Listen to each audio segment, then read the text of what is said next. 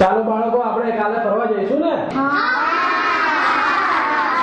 તો આપણે ક્યાં ફરવા જઈશું? પિક્ચર જોવા જઈશું, ક્રિકેટ રમવા જઈશું, બગીચામાં જઈશું, વાડીએ જઈશું. તો તમે જ નક્કી કરો કે આપણે ક્યાં ફરવા જઈશું.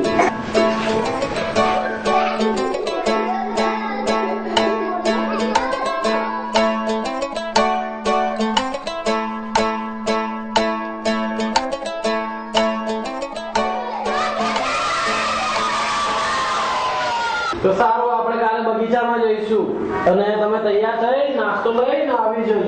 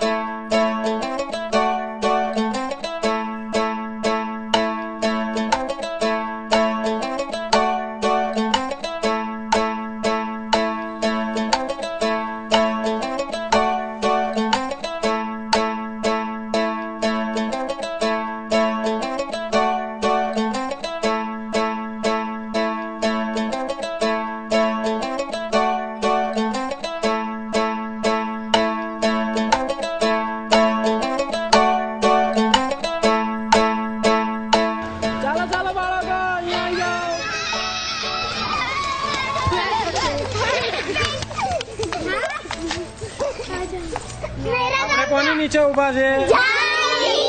ઝાડ ઝાડ શું લાગેલું છે?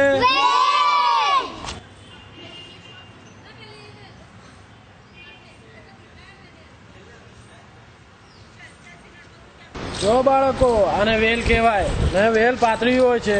આ ઝાડ છે, આ ઝાડ મોટું હોય છે અને બંનેને એકબીજાની જરૂર હોય છે. ચાલો બાળકો, હવે આપણે આગળ જઈએ.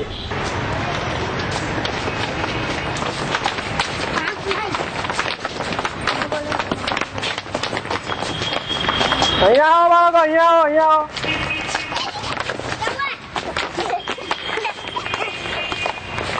બાળકો, આને કઈ વનસ્પતિ કહેવાય? આને ઝાડ કહેવાય. ના ના, આને ઝાડ નહીં કહેવાય, આને છોડ કહેવાય. માલી માસી મને બીજ આપ્યો હતો ને, એમાંથી મારે છોડ જ નીકળ્યો હતો. જો બાળકો, આ છોડ છે. આ છોડ નાના પણ હોય ને આમથી મોટા પણ હોય અને કેટલાક છોડ ઉપર તો ફૂલ પણ ઉગે છે. ચાલો હવે આપણે નાસ્તો કરવા જઈએ.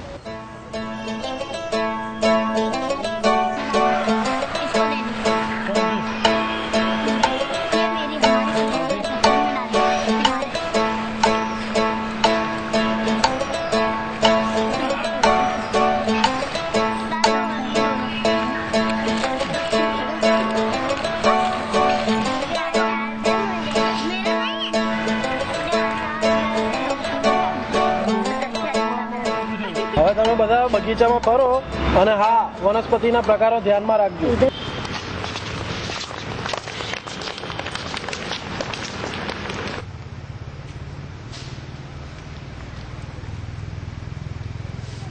અરે જુઓ, આ વેલ તો કેટલી લાંબી છે.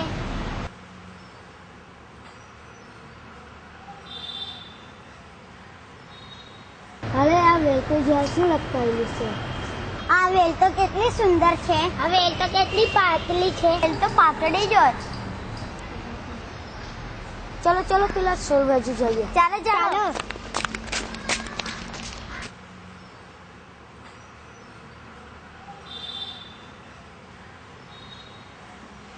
કાંગડા ઉપર કેટલા જીવોનો ઘર હોય છે. છોડ જીવડાઓ માટે કેટલા ઉપયોગી છે. એને તે ઘર પણ આપે છે અને ખાવાનું પણ આપે છે.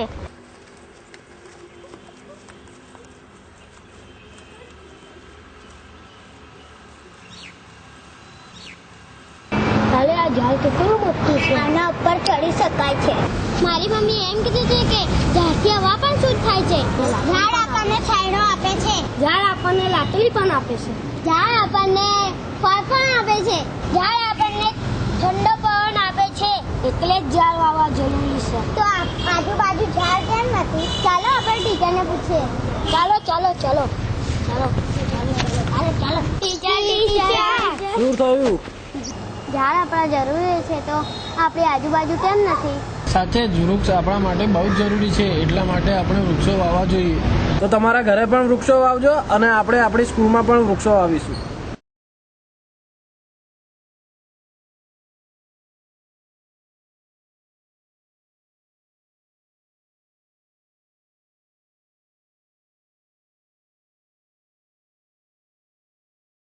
ચાલો આપણે ઝાડ પાસે રમવા જઈએ.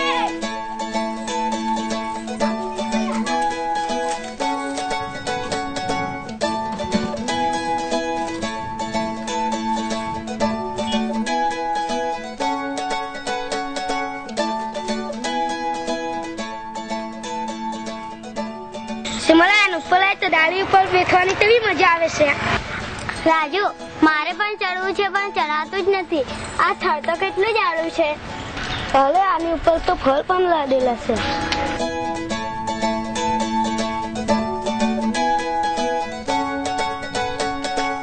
ઝાડના મૂળ જમીનમાં હોય છે એટલે જ તો ઝાડ ઉભો રહે છે.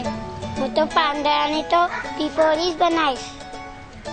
મને હિંચકા ખાવાની બહુ મજા આવે છે.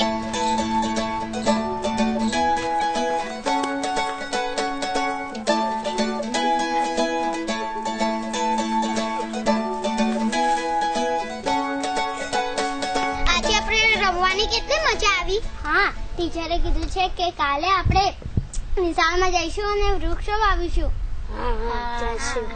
વૃક્ષ અમારા સાથી, જીવન છે એના આધારી. જતન કરો એમનું એ લોકો, બહુ જ છે અનમોલ એ લોકો. કુદરતે બનાવ્યું છે એને દોસ્તો, આ છે તો આપણે છે દોસ્તો. આ ના હોય તો શું થાય દોસ્તો, શું ખાવું શું પીવું દોસ્તો. વનસ્પતિ ના હોય અહીંયા, જીવન ના શક્ય હોય અહીંયા. ફરજ છે અમારી એમને ઉગાડવા, નષ્ટ થતા એમને બચાવવા. આપણે બધા મળી કરીએ ફેસલો, આખા જગતને લીલું લીલું બનાવીએ. ઝાડ ઉગાડીએ રોજાના દોસ્તો, કામ કરીએ સહયોગથી દોસ્તો. આજે વૃક્ષારોપણ કરવાની મજા આવી ને?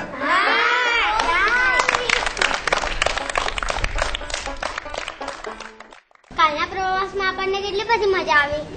આપણને વનસ્પતિ વિશે ઘણું બધું જાણવા મળ્યું. ઘણું બધું. હા, વનસ્પતિની વ્યાખ્યા, અંગ અને પ્રકાર વિશે જાણવા મળ્યું. અને ઉપયોગ વિશે જાણવા મળ્યું. આપણને વનસ્પતિ વિશે સમજણ પડી ગઈ છે. વનસ્પતિ આપણને જીવનમાં ખૂબ જ ઉપયોગી છે. આપણે વનસ્પતિની રક્ષા કરવી જોઈએ. આપણે વનસ્પતિ વાવી જ જોઈએ. વનસ્પતિ વિશે જે મેં સવાલ કર્યો હતો તેનો જવાબ મને મળી ગયો છે. મને ખબર પડી કે વનસ્પતિના 3 પ્રકાર હોય છે: ઝાડ, છોડ અને વેલા. ઝાડ મોટો હોય છે, છોડ નાનો હોય છે, વેલ મોટી અને નીચે પાથરેલી હોય છે. પણ દોસ્તો, મારા બીજા પણ સવાલો છે અને એના જવાબ હું આવી રીતે જ શોધીશ. ગોળ ગોળ ગોળ ગોળ